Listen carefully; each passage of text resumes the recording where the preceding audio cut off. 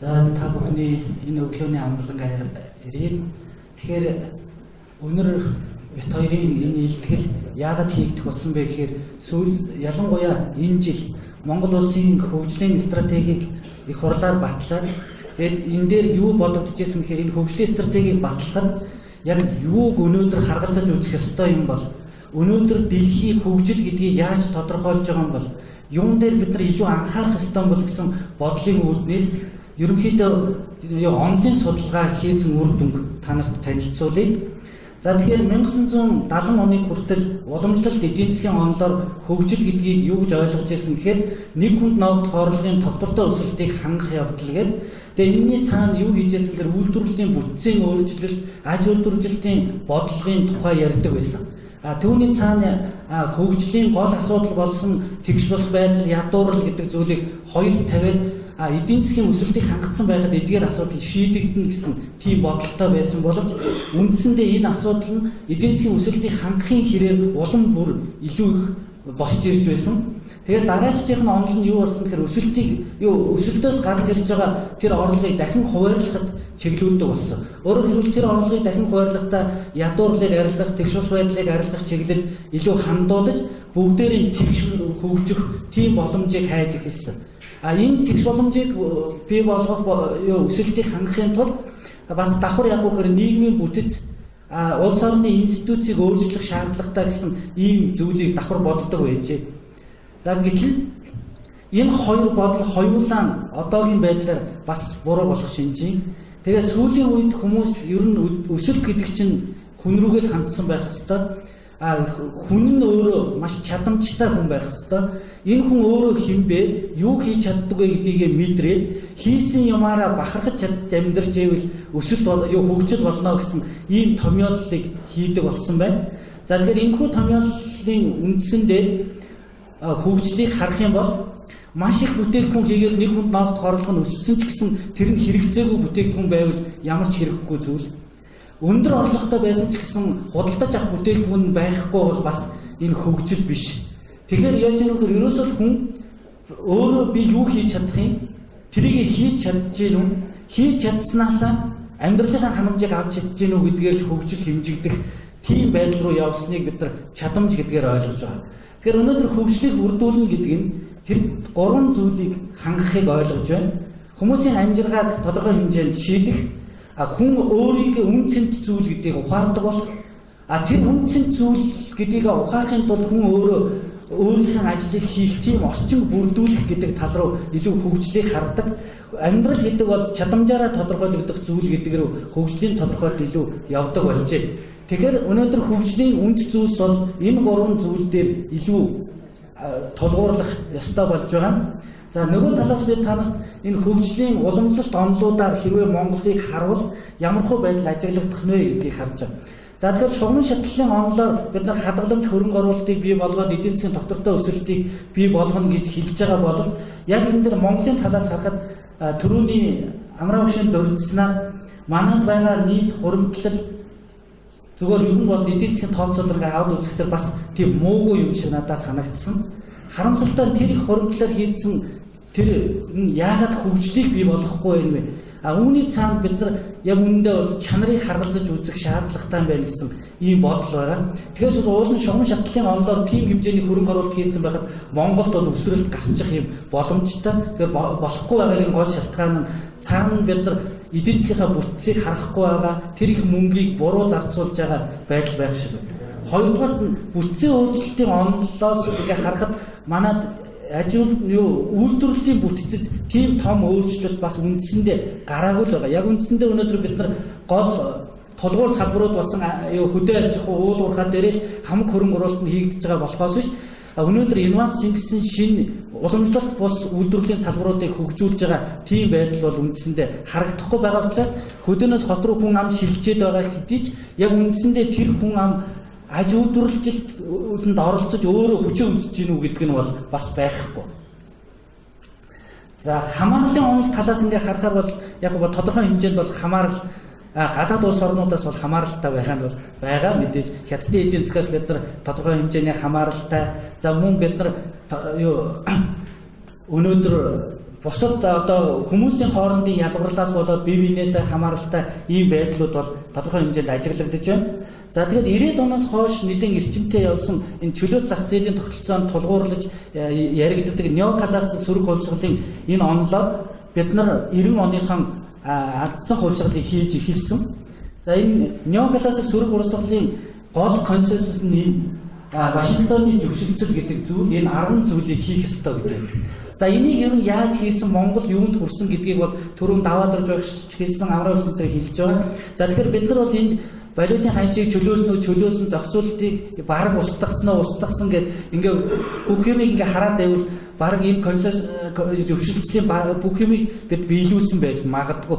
Техникдээ 90-ад оны дунд үеэр бид нар засгийн газрыг хамгийн бага байх ёстой гэдэг засгийн газрын зардал хамгийн бага түвшиндээ хүрж исэн бол харин сүүлийн жилүүдэд эдийн засгийн өсөлтийг дагаж засгийн газрын зардал болон орлого цуг өсдөг. Энэ нэгдүгээр байдал нь одоо бол зөрчигдөж эхэлж байгаа шиг байна. За бид дэд бүтэц рүү тодорхой хэмжээний хөрөнгө оруулалт хийж байгаа ч гэсэн нөгөө түрүүний миний яриад байгаа хүнийхэн чадварыг, хүнийхэн эрүүл мэндийг хөгжүүлэх тал руу хөрөнгө оруулалт хийж байгаа юу гэдэг дээр бол маш анхаарал татсан асуудал байгаа. За мэдээ татварын тогтолцоог бол нэг шатлалтаа болгох тийм алхмуудыг хийжсэн үгүй хийжсэн. Энэ бүгдийг бид хийсэн. За гэвч энэ бүгдийн төгсгөлийн нэг том дүгнэлтийг хаана аваачиж хийсэн бэхээр 2009 оны хямралаар энэ 2009 оны эдийн засгийн хямралын үндсийн үндэс нь хил либерал бодлого баримталсан явдлаа гэсэн ийм дүгнэлтэнд хүрснээс хойш дэлхийн нийтээрээ бид нар хөгжлийн орчин үеийн өөр хандлагыг харах боллоо. Тэр нь юу вэ гэхээр бид хөгжихийн тулд хамттай байх ёстой гэж. Хамттай байна гэдэг бол нэг агентлагийн нэгжийн хийж байгаа үйл хөдлөл нөгөө хүмүүсийн үйл хөдлөлд нөлөөлж байх тийм нөхцөлийг бид нар бүрдүүлж ээж тэр үйл хөдлөлүүд нь бие биенийхэн эерэг дам нөлөө бий болгож ээж хөгжил бий болно гэсэн ийм зүйлийг хэлж байгаа. А гэтэл яг үүндээ бол бид нар юунд орчод ирэхээр нэгнийхээ хийж байгаа үйл хөдлөл нь бусдынхаа үйл хөдлөлд очиж нөлөөлөхгүй хичнээн хүчин чармаа гаргасан ч гэсэн дороо эргэж байгаа ийм байдал ажиглагдаж байгаа. Өөрөөр хэлбэл энэ нь юу харагдаж байна вэ гэхээр тэр нэг олон ярьдаг хөгжлийн янз бүрийн гачигдлын цагиргуудад орж байгаа гол шалтгаан бол бид нар үйлдэлүүдийн хооронд нь зөв уялдуул, зөв матчинг хийж чадахгүй байна гэсэн ийм дүгнэлтэнд хүрч байгаа. За тэр тэндээс яаж гарах вэ? Яаж гарах вэ гэхээр орчин үеийн хандлагаар бол нэг айхтар түлхэлт хийх ёстой л гэж байна. Тэр түлхэлтийг хийж өгдөг субъект нь өөрөө юу юм бэ гэхээр за энэ төлөвлөлтийг хийж өгдөг гол субъект бол зөв бодлоготой төр байх ёстой гэсэн тийм баримтлалыг харин сүүлийн үед бол нэлээд барьж байгаа. Харин тэр төлөвлөлтийг буруу төр хийх юм бол бүр буруу тэмцвэр дээр аваачаад тавьчих юм магадлал асар өндөр байна. За тэгээд хуучин неоклассик сөрөг урсгалын бол төрийн оролцоог аль болох бага байх ёстой гэж номлодог байсан бол сүүлийн үед төрийн оролцоо бол зайлшгүй байх ёстой байна гэдгийг бас хүлээн зөвшөөрөх хандлага руу явж эхэлсэн. Гэхдээ мэдээж тэр төр бол их сайн төр байх хэрэгтэй. Муу төр байх юм бол харин бүр буруу байдал руу аваачиж оруулна. Нэгэнтээ тэр төлөвлөлтийг төр зөв хийж өгчих юм бол өгөөд тэр үйлдэл нь цаашаа явуучих юм бол төр тэндээс бушуухан гарах ёстой гэсэн ийм хандлага байна. За жишээлбэл энд одоо он цагирын онол гэж яриад байгаа юм да. Жишээл ур чадвартай ажилчдыг ур чадвартай ажилчид хайдаг пүүсүүд л.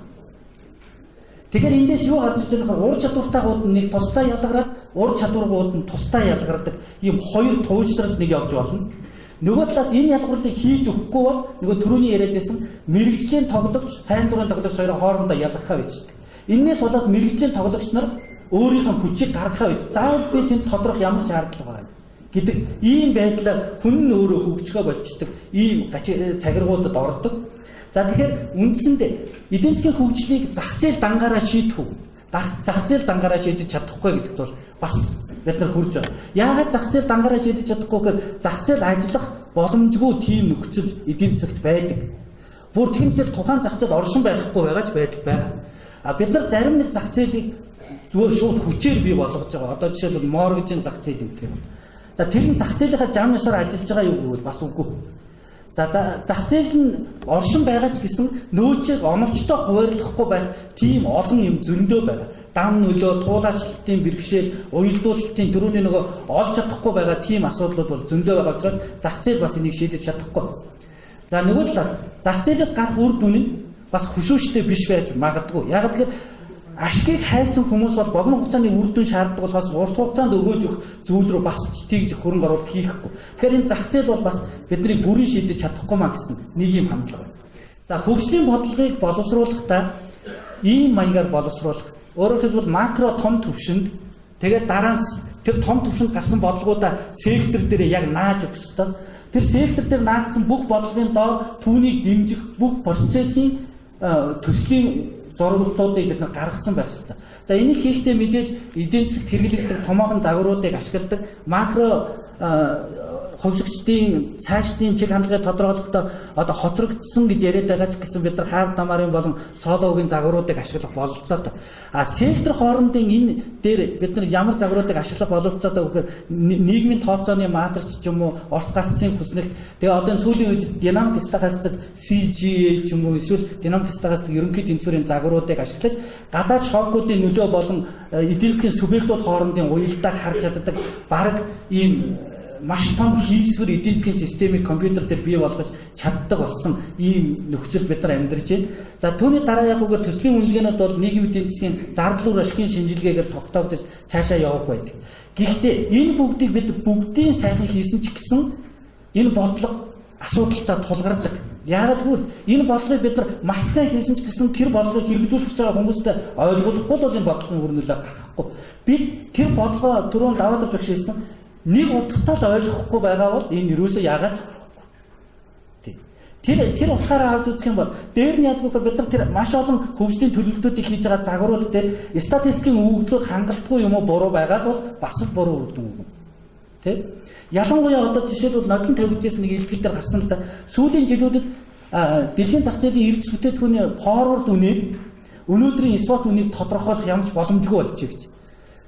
Бүр салаад алга болчихсон. Яагаад ингэж алга болчихсон гэсэн чинь сүүлийн жилүүдэд эрдэс бүтээтгүүний зах зээл дээр статистик муутай, чанаргүй статистиктэй улс орнууд их хэмжээгээр орж ирснээс болоод ерөөсөө эдийн засгийг таах ямар ч боломжгүй болж байна гэж. Ийм дүгнэлтүүд гарч ирж байгаа. За тэгвэл зах зээл шийдэх юм бол төр шийдчих үү гэж нөгөө талынх нь асуудал байна. Төр нь ч бас дангаараа шийдэхгүй гэж. Зах зээлд үүсэт байгаа тодорхой асуудлуудыг төр шийдвэрлэх чадвартай байж гэсэн төр бас тэрийг гажуудуулах ийм магадлалтай байдаг.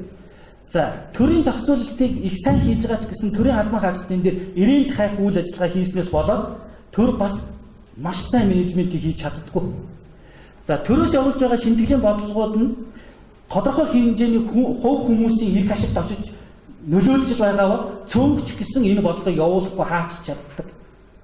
Тэр утгаараа бас төр дангаараа асуудлыг бүгдийг шийдэж чадахгүй бас шийдэж чаддаггүй гэж ийм байдал харагдаж байгаа. За энэс болоод сүүлийн үед энэ шинэ парадигмын хүрээнд шинэ зөвшөлтслийн ийм томьёолыг гаргаж ирсэн. За энэ шинэ зөвшөлтслийн томьёол нь төрөүний 10-таагаа харьцуулахад арай өөр болсон. Төрөүний 10 бол төрийн оролцоог хамгийн бага байлгах гэдэг байсан бол төр тодорхой хэмжээнд оролцох ёстой байна гэдгийг хүлээн зөвшөөрж байгаа. Зах зээл юуг шийдэж чадах вэ гэдэгт ийм бас хүлээн зөвшөөрж байгаа. Төрийн оролцоо нь юун дээр байх уу гэдэг дээр ч гэсэн маш олон аргументуудыг гаргаж ирж байгаа. За энэ дээр харагдаж энэ ногооноор байгаа зурдсан хэсгүүд нь бол хуучин зөвшөлтсөл дээр байсан зүйлүүд задраад ингэж шин зөвшөлтсөл дээр орж ирж байгаа. Түүнээс гадна улаанаар байгаа зүйлүүд нь хуучин зөвшөлтсөл дээр байсан зүйлүүд тэр макро эдийн засгийн тогтвортой байдлыг бүрдүүлэх гэдгийг зөрчиж магадгүй гэсэн үг. Тэр бодлогууд дээр бол бид маш их анхаарал хандуулах хэрэгтэй юм шиг байна. Түүнээс гадна энэ ягаанаар бүрсэлсэн байгаа хэсэг дээр бол ерөөсө хуучин зөвшөлтсөл дээр байгаагүй зүйлүүдийг нэмж оруулсан. Энэ зүйлүүд дээр төр заавал оролцох хэрэгтэй юм байна. Тэгээ энэ зүйлүүдийг хийж ээж бид нар хамтдаа эдийн засгийн хөгжлийг бий болгох хэрэгтэй байна гэсэн юм. За нөгөө талаас төр зах зээл гэсэн хоёрхан талаас нь хувийнхан төрийнхэн бүх асуудлыг шийднэ гэж туйлширдаг байсан. Энэ туйлширлаас 3 дахь эдийн засгийн тулгуур гарч ирсэн. Өөрөөр 2 тулгууртай байснаас 3 тулгууртай байх юм бол тулгач хүртэл тогтвортой байдгийн жишээгээр энэ 3 дахь тулгуур нь юу вэ гэдэг төрийн бас байгууллага. Эдийн засгийн үйл ажиллагаанд төрийн бас байгууллагуудыг оролцуулснаар бид нар тэр хамтын ажиллагааг илүү үр шигтэй хангах юм байна гэдгийг бол хүлээн зөвшөөрж байгаа. За энийг бол дэлхийн нийтээр олон улс дамжсан төрийн бас байгууллагууд, улс орны дотор байгаа үндэсний төрийн бас байгууллагуудын үйл ажиллагаа тодор харуулж байгаа. Яг гэвэл сүүлийн жилүүдэд дэлхийн нийт төрийн бас байгууллагууд одоо Нобелийн шагнал маш их авдаг гэсэн. Энэ ажил хүн төрөлхтний төлөө эдгээр юм хийж чадж байна гэдгийг үнэлж байгаа хэлбэр. За тэгэхээр нийтдээ биднэрт байгаа бүтээгдэхүүнийг 4 төрлийн шинжийг агуулдаг юм байна. Нэгдүгээр тэр доод тэглэг дээр юу байгаа вэ гэхээр хуваагдах шинж. Нэгэн зэрэг олон хүн тэр бүтээгдэхүүнийг хэрэглэж босох уу? Эсвэл нэг хүн хэрэглэсэн бол бусад нь хэрэглэж болохгүй юу гэдэг асуудал. Тэгэхээр хэвтэ тэглэгийн энэ наадтанд байгаа үнцэг бол нэгэн зэрэг олуулан хэрэглэж болдог бүтээгдэхүүн байгаа бол нөгөө талын тэглэгүүд рүү нэгэнт хэрэглэсэн бол нөгөөх нь хэрэглэх ямар ч боломжгүй болдог бүтээгдэхүүнүүд байгаа. За дээш нь юу вэ гэхээр хэрэглээг нь хязгаарлаж болдог бүтээгдэхүүн нөгөө талд нь доотлолтой хязгаарлах боломжгүй бүтээгдэхүүн, дээрлэлтэй хязгаарлах боломжтой бүтээгдэхүүн гэхэд тэр үнцгэнд бидний ярьдаг нөгөө private goods буюу хувийн бараа. Тэр хувийн барааг бол зах зээл шийдчих болох юм байна. Зах зээлд өгч тэр үнцэг гэж. За энэ наадтайгаа энэ үнцэг бол нэг дор маш олон хүн өгөөжийн хүртээд энэ гэрлийн дор ингээд сууж байхад энд одоо дахиад ийм хүн орж ирэхэд энэ гэрэл хүрэлцээтэй л байгаа. Ямар ч асуудалгүй. Иймэрхүү маягийн бараануудыг бол бид нийгмийн бараа гэж нэрлэдэг. Гэхдээ хэрэглээг нь хязгаарлах ямар ч боломж байхгүй. Одоо бид замаа нэгдэл тавьсан бол энэ дээгүүр одоо хинч дураараа тавих боломжийг бүрдүүлж байгаа. Ийм бараанууд дээр бол төр хамгийн анхаарлаа хандуулах хэрэгтэй. Нөгөө хоёр үнцгийг төрч хувийн хөвшигч аль нь шийдэж чадахгүй байгаа өнөөг юм байна. Тэр нь юу байх вэ гэхээр бүтээл санаа ноу хау. Энэ ямар шинжийн бүтээгдэхүүн байх вэ гэхээр нэг талаас олон хүн нэгэн зэрэг өгөөжийг хүртэж болох боловч зарим талаас хэрвээ энийг зохиогч ч юм уу ямар нэгэн байгууллага хязгаарлаад хүн хэрэглээг нь хязгаарлах боломжтой байдаг. Энэ дээр төрийн бус байгууллагууд хамгийн сайн ажиллаж чадна гэсэн дүгнэлтийг гаргасан байна. Нөгөө талд нийт эзэмшлийн нөөц. Одоо манад бол бэлчээр байгаа байхгүй. Энэ бэлчээрийг төрч учрыг олж чадахгүй, хувийнхан ч учрыг олж чадахгүй. Гагцгүй энэ дээр яг орж байгаа юу гэхээр community дээр орон нутгийн жижигхэн юу ч юм уу эсвэл төрийн бус байгууллагууд хамгийн сайн орж ийн зохицуултуудыг хийж байгаа. За энэ нөгөө Нордын шагнал авсан Острумын ажил байдаг шүү дээ, тийм ээ. Тэгэхээр өнөөдрийг хүртэл ийм асуудал гарч ирж байгаа. Энэ гуруулан байж энэ нийт эдийн засаг хөдлөх юм байна гэдгийг бид нар зөвшөөрөх ёстой. Тийм учраас бид нар макро эдийн засгийн бодлого боловсруулахдаа хаа нэгэн газар энэ төрийн бус байгууллагуудын байр орон зайг бий болгож өгөх ёстой юм шиг. Эдний хийх ёстой үүргүүдийг тодорхой зааж өгөх ёстой юм шиг. За эдний давуу тал нь юундаа байдгийг гэхээр инновацыг асар хурдан хийж чаддаг. Инновацыг асар хурдан хийж чаддаг. Хөтөлбөрүүд нь маш уян хатан байж чаддаг. Тэгээд яг гоо зөвхөн эдний нэг дутагдaltaй тал нь хэтэрхий баг төсөвдөө баригдаад бодсон юм хийж чадахгүй байх магадлалтай. Тусгай тийм гоё мэдлгүүдийг эдгээр бий болгож чаддаг.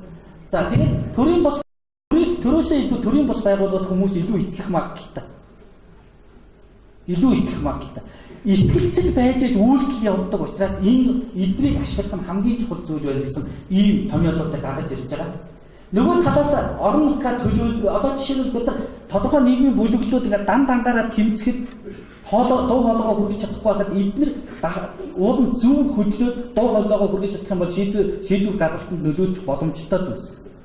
Энэ талаас төрийн бус байгууллагуудыг үйл ажиллагаанд оролцуулах нь хамгийн чухал байна гэсэн ийм санаа ярьдаг болж за ер нь бол засаглал шинжилгээний чиглэлд ийм 3 зүйлийг хэрэгжүүлэх ёстой гэж байна. За энэ бол бид нар нэлээд хангалттай ярьдаг учраас би алгасчих. За дээр нь юу вэ гэхээр дэлхийн нийтээр саяын тэр миний ярьж байгаа хөгжлийг хэмжих гэж оролцсон. За хамгийн ихний хэмжил бол нэг хүнд ногдох дотоодын нийт бүтээгдэхүүнийг хэмждэг байсан уламжлалт хандлага бий.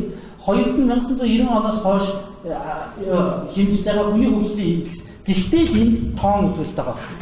Яг нарийн юм бол нэг хүнд ногдох орлого, суралцсан жил, бичиг үсэг тайлагдсан хувь, тэгээд дундад наслалт гэдэг бүгдээрээ л тоо байгаа. Энэний цаана бас ч тийм их чанарыг илэрхийлсэн юм байхгүй. За тэр эдийн засгийн эрхчлөөний индекс энэ бол боломж олгож гэнэ үү гэдгийг хэмждэг зүйл. За Gini индекс тэгшмс байдлыг хэмжиж байгаа ийм олон индексүүдийг бид нар дэлхийн нийтээр гаргадаг болж байна. Эндээс ганцхан зүйлийг сүүлийн жил боловсруулсан Портрийн нийгмийн ахис дэвшлийн буюу Social Progress Index гэдэг энэ индексийг боловсруулж гаргаж байгаа юм байна. Тэгээ энэ индекс бол одоо бидний түрүүний ярьсан нөгөө 3 зүйлийг хүний суур хэрэглээг хангалтсан байх ёстой. Тэр чадамжтай байх ёстой. Тэр чадамжтай хэрэглэх боломжийг олгосон байх уу гэдэг энэ 3 координатаар 3 талаар хэмжилт хийж бүх улс орнуудыг маш гоё ирэмэлдэг ийм индекс гарсан байна. Та нар зүгээр social progress index гэдэг нээдэг хайлт хийгээд тэгээд тэн дээр маш олон статистикууд гарч ирэх зүгээр тэгээд дүрслүүдийг хийх боломжууд бүрдсэн байгаа. Харамсалтай нь яг энэ шинэ индекс учраас сүүлийн 2 жилийнхаа гаргаж байгаа юм байна лээ. Гэхдээ улс орнууд дээр энэ нийгмийн одоо хувьслийн процесс яаж явагдаж байгааг динамикаар маш гоё зурж үзүүлж байгаа зарим нэг зүйл дээр. За тэгээд одоо бид нар юугаараа илүү одоо тэр энд байгаа дандаа метан үзүүлэлттэй тэр гол харьцуулагч чинь тэр юугаар бид нар метанаас дээш юугаар бид нар метанаас доош байгаа гэдгийг бас харж боломжтой. Зүгээр яг ус энтер дээр гэдэг нь нөгөө яг хоолоогоор холбогдсон цэвэр ус авч байгаагаар нь тооцож байгаа учраас бид нар нөгөө тийм муу гараад юм шиг байна. Хөдөөнийхэн чинь зүгээр л байгалийн ус хэрэглэж байгаа тийм. Тэгэхээр энэ дээр бол мэдээж хэмжилтийн ялгаатай байдлууд байгаа боловч зэрэгцүүлэлт энэ төр бол сайн хийгддэг ийм талууд байна. За тэгээд би энэ илтгэхийг бэлдэх хүрээндээ нэг 4 юмыг онцолж хэлмээр санагдаж байгаа. Ерөөсө хөгжил гэдэг бол хүн рүүгээ ханддаг болжээ гэж. Өөрөөр хэлбэл бид нар би нэг ингэж хэлэх дуртай байдаг. Эдийн засаг гэдэг бол бизнесийн хувьд физик шүү гэж. Инженерийн хүн физикийн боловсралгүй байх юм бол инженеринг хийж чадахгүйтэй адилхан бизнес хүн бизнесийг маш сайн хийж явахын тулд тийм физик боловсрал ерөөсөө эдийн засгийн боловсралыг авах хэрэгтэй. Тэр талаас.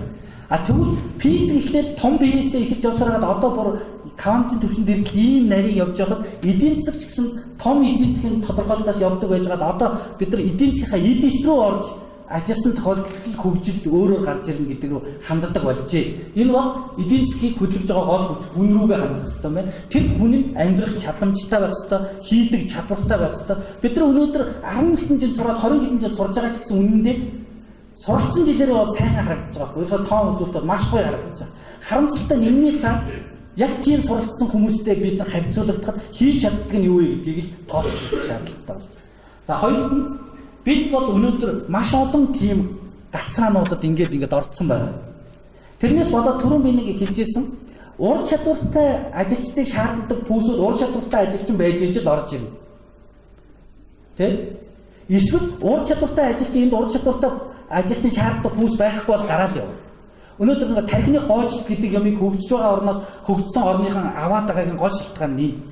Тэгвэл бид нар яаж тэр тархиныхаа гоочлтыг зогсоох юм бэ гэхээр бид энд ур чадвартай ажилчид шаарддаг тийм зүйлийг л Монголд бий болохгүй бол бид нар хүний алдсаар болно. Өндөр хөгжилтэй орны ихтэй сургуулиудад бид нар жилд тэдэн хүнээс сургадаг болдог. Хэрвээ тэдэн хүнээс сургачаад авчрахад тэдний ажиллах ажлын мэс байхгүй бол бид нар гарна ш. Ямар ч хэрэггүй юм болох. Тэгэхээр сайн бодох хэрэгтэй юм шиг байна.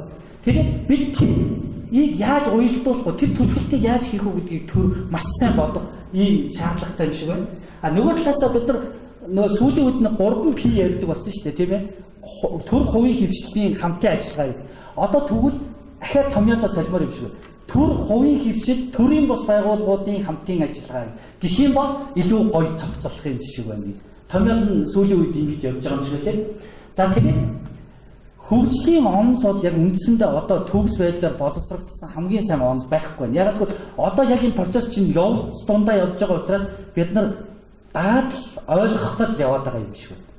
Тэгээд өнөөдөр бид нар хөгжлийн тийм гарамгай сайн онцыг үнэхээр нэг утгатай боловсруулж олон нийт хүлээж зөвшөөрөх гэвэл улс төр социолог эдийн засгийн шинжилгээ ухааны хүмүүс хоорондоо нийт интеграц болж ажилласны хүчинд энэний маш том бодлогын ч юм уу тийм юм бий болох юм шиг байна. Тэгээд та бүхний энэ хурлын амжилт хүсье. Та бүхэн маань өнөөдөр энэ чиглэлээр хамтарч ажиллаад маш гоё зүйлүүдээр гаргах байх гэж бодож байна. Анхаарал тавьсан байна.